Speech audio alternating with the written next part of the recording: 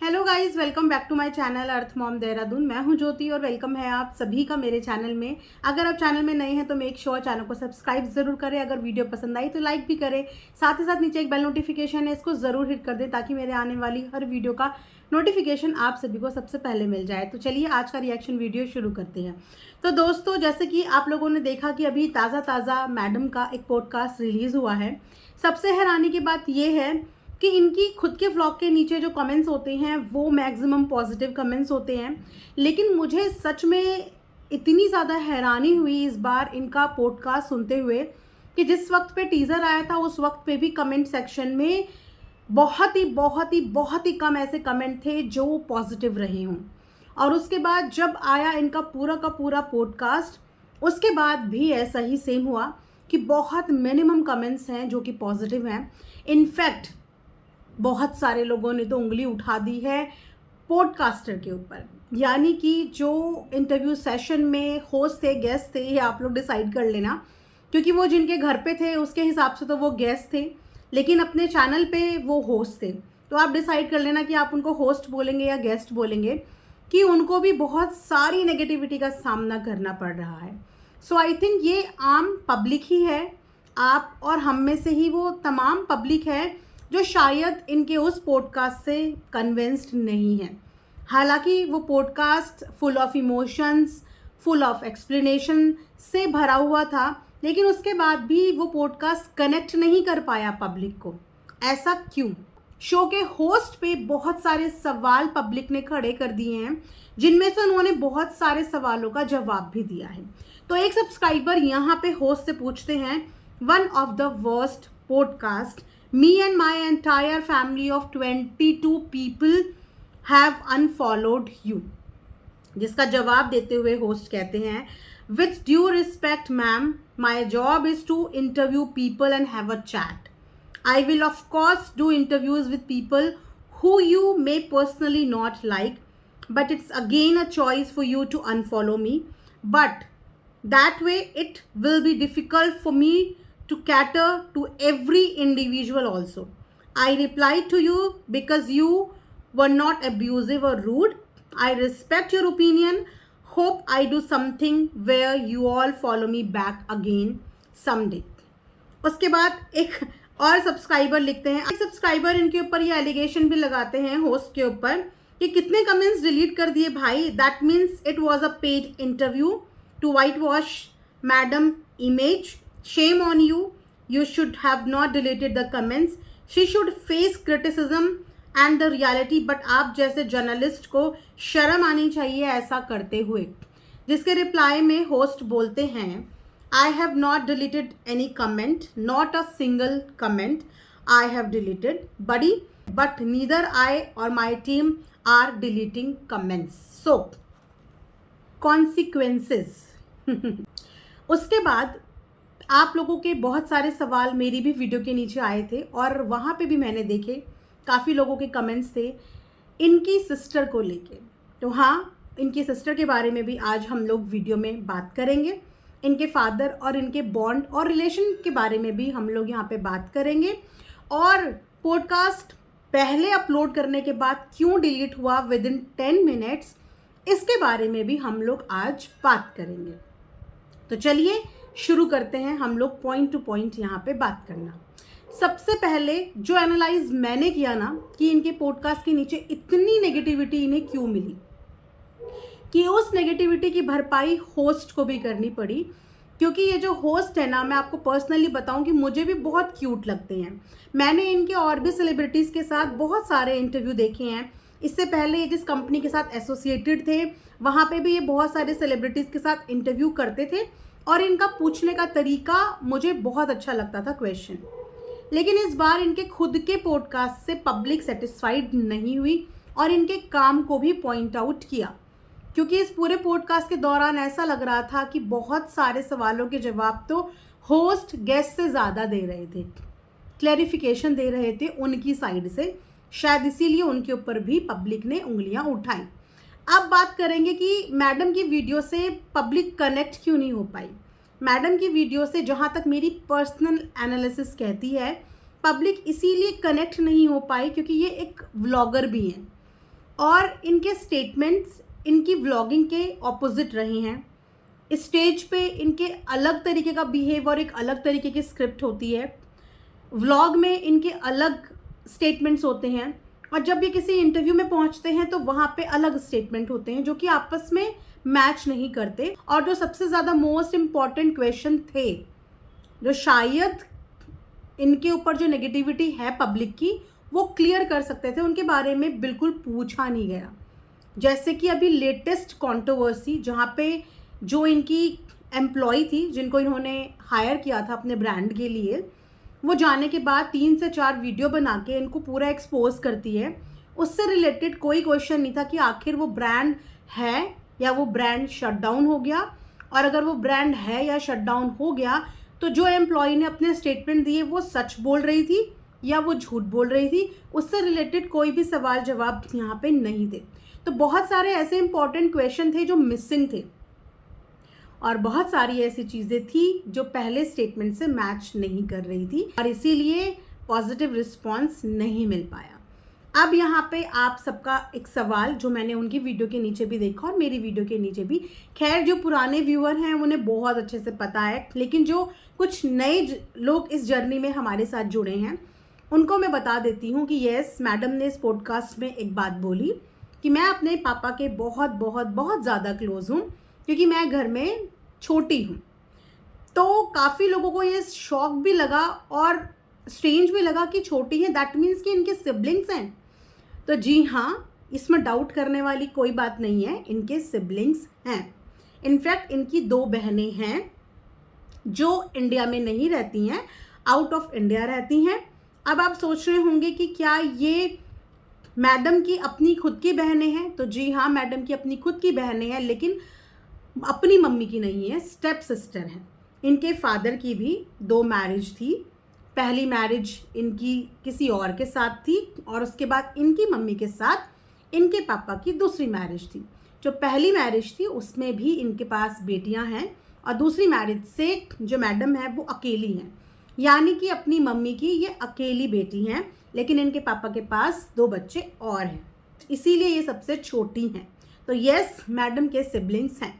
But अब आप लोगों का सवाल होगा कि मैडम के अगर सिबलिंग्स हैं तो वो आज तक कभी भी नज़र क्यों नहीं आए? आज तक मैडम ने कभी अपने सिबलिंग्स का जिक्र क्यों नहीं किया? आज तक बहुत सारे लोगों को पता ही नहीं है कि उनके सिबलिंग्स हैं। तो हाँ, ये लोग टॉकिंग टर्म्स में नहीं हैं। अब टॉकिंग टर्म्स में क्यों नहीं है इसका रीज़न नहीं पता, बट येस, ना तो इनके सिबलिंग्स को मैडम की शादी में कभी देखा गया है, ना मैडम के कभी किसी सुख में, ना कभी दुख में, ना ही मैडम के मुंह से कभी इनके सिबलिंग्स का कभी जिक्र और नाम आया है। लेकिन हाँ, इनके जो फादर हैं वो अपनी बेटियों के साथ कनेक्टेड हैं। वो अपनी बेटियों के साथ विजिट करने भी जाते हैं, जहाँ वो अब्रॉड रहती हैं वहाँ इनके फादर जाते हैं, रुकने भी जाते हैं, कई बार महीनों महीनों के लिए भी अपनी बेटियों के पास रुक के आते हैं। लेकिन मैडम के साथ बातचीत नहीं है। मैडम के साथ बातचीत उनकी सिबलिंग्स की नहीं है। मैडम की सबसे क्लोज़ फ्रेंड जो फलक जी हैं, उनके साथ भी मैडम की बॉन्डिंग नहीं रही। उसके बाद मैडम के बीबी में बनाए हुए भाई, जिनकी हेल्प से कहीं ना कहीं उनकी बीबी की जर्नी बहुत स्मूथ रही, उनकी भाई बहन के बॉन्ड की वजह से ये लोग काफ़ी ट्रेंड में भी रहे, उस भाई को भी घर से बाहर आने के बाद मैडम ने छोड़ दिया था। तो देखा जाए तो मैडम जिन 10 लोगों का नाम ले रही थी, उन 10 लोगों की लिस्ट में दोस्त तो हमें पता नहीं, लेकिन हाँ, फैमिली के मेंबर्स ज़रूर हो सकते हैं। अब यहाँ पे बात करते हैं मैडम की अपने फादर से बॉन्डिंग। जैसे कि उन्होंने बताया कि मैं अपने फादर के बहुत बहुत बहुत ज़्यादा क्लोज हूँ। देखो, बोलना और होना दोनों में डिफरेंस होता है, क्योंकि हम किसी की 24 घंटे की लाइफ नहीं जीते, तो हम सिर्फ उतनी चीज़ों को देख के यहाँ पे जज करते हैं जितना हम व्लॉग में देखते हैं। इसीलिए हर व्लॉगर की कहीं ना कहीं ये जिम्मेदारी हो जाती है कि वो अपनी व्लॉगिंग को एक कंप्लीट पैकेज की तरह दिखाएं, कि कहीं से कोई भी चीज़ की कमी ना रहे। अब इन्होंने बोला कि इनके फादर के साथ बहुत अच्छी बॉन्डिंग है, और मीरा रोड ना छोड़ने का रीज़न ये है कि यहाँ पे सब हमारे इर्द गिर्द हैं, हमारी पूरी फैमिली साथ है, तो एक दूसरे के सुख दुख में हम लोग हमेशा आस पास रहते हैं, यही बोला ना।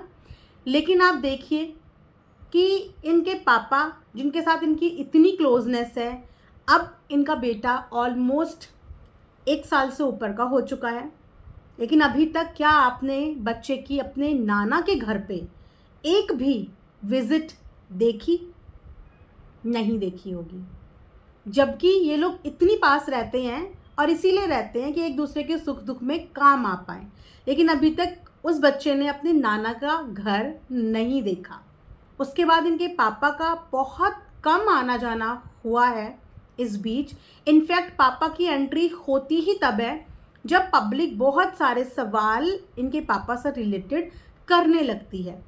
ये बात उठने लगती है कि अंकल इतने दिन से नहीं दिखे, पापा इनके इतने दिन से नहीं दिखे, कहाँ है कहाँ है। फिर एक दिन वो आते हैं, व्लॉग शूट होता है, फॉर्मल सा बिहेव होता है और उसके बाद फिर वो कई कई दिनों तक चले जाते हैं।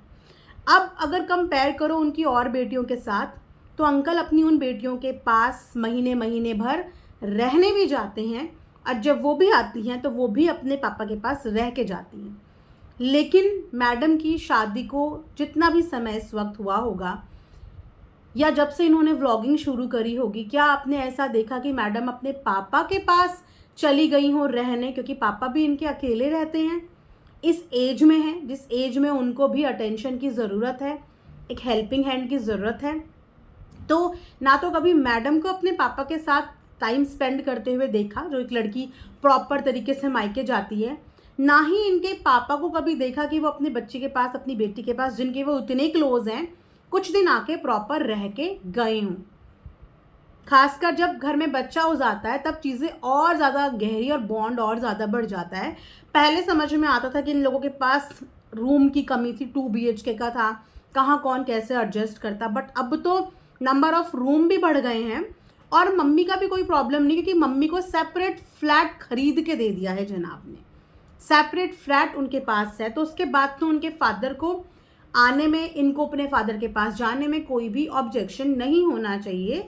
तो ये कुछ चीज़ें होती हैं जो इनकी दी हुई स्टेटमेंट से मैच नहीं करती, जिसके ऊपर सवाल पब्लिक पहले उठाती है और समटाइम्स तो पब्लिक के ही सवालों से हमको भी रिव्यू करने के लिए पॉइंट्स मिल जाते हैं, जहाँ तक कभी कभी हमारा सोच और हमारा दिमाग भी नहीं जाता, क्योंकि हमेशा व्लॉग फॉलो करना कभी कभी मुश्किल हो जाता है।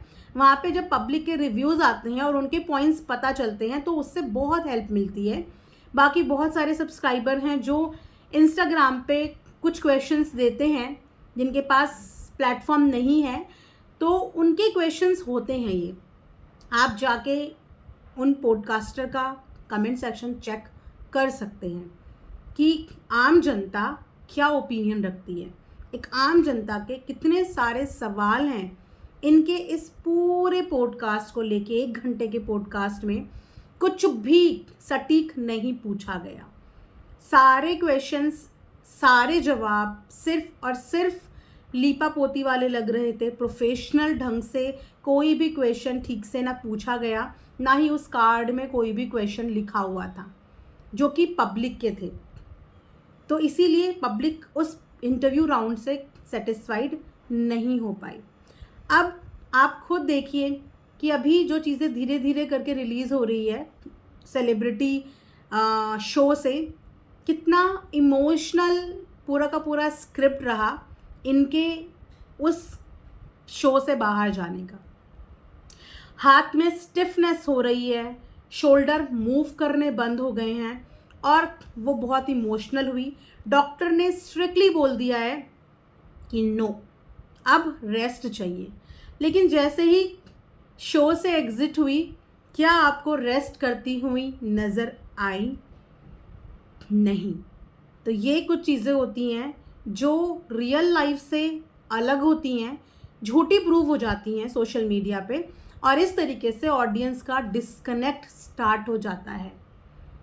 डिस्कनेक्ट। लेकिन यहाँ पे काम है वीडियो पे, व्लॉग पे रिएक्शन देना, और उसके हिसाब से इनकी स्टेटमेंट इनके व्लॉग से विपरीत जाती हैं, जिसके बारे में हमें भी समटाइम्स बोलना पड़ता है, जो कि एक्चुअली फैक्ट है। तो गाइज, आप लोगों के सवालों का जवाब मैं दे देती हूँ, क्योंकि काफ़ी सारे लोगों को ये पता तो है कि वीडियो पहले अपलोड हुई थी और उसके बाद विद इन 10 मिनट्स वो वीडियो डिलीट हो गई। बट वीडियो डिलीट होने का रीज़न क्या था, रीज़न ये था कि उसमें से हियरिंग वाला पार्ट एडिट हुआ है। जी हाँ, कोर्ट हियरिंग से रिलेटेड बीच का जो पार्ट है वो एडिट होके दोबारा से वीडियो अपलोड हुई है। सो गाइज, ये था आज का एक रिएक्शन वीडियो। आई होप कि आप लोगों को पसंद आया होगा। मिलेंगे नेक्स्ट वीडियो में, तब तक अपना ध्यान रखिए। Thanks for watching earth Mom Dehradun.